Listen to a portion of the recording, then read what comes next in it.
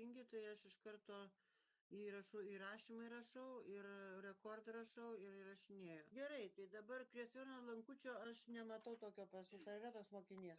Kas atėjo į pamoką? Taigi sakau.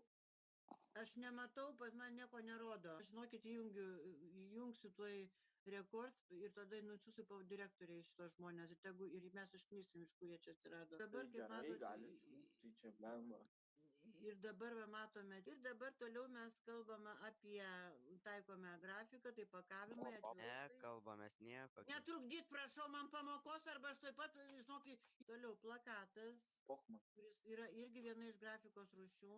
Čia yra spalvota grafika, spausdinta su spalvotais dažais, tai yra stampas. Ai, pohui, rašykit 2. Toliau, etiketė. Žiūrėkit, pati. Man skambina. Klausau. Privet, ką tu? Bet kaip jie keikėsi, tu pasižiūrėk, dabar vyksta pamoka jiem.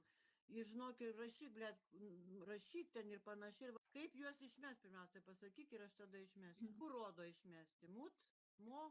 Mokyto dar vieną išmesti. Netrukdo man dirbti, viskas. Nereikia, ačiū.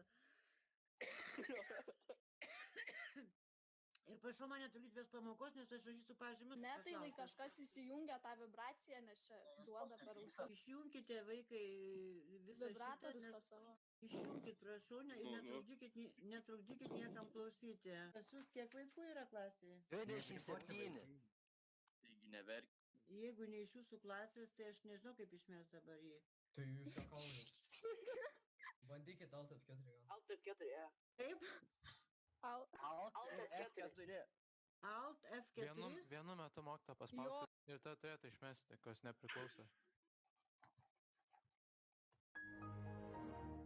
Dabar spauskit Alt ir F4. Nu taigi spaudžiau, viešpatį, nieko čia nepasidaro, spaudžiau. Oi.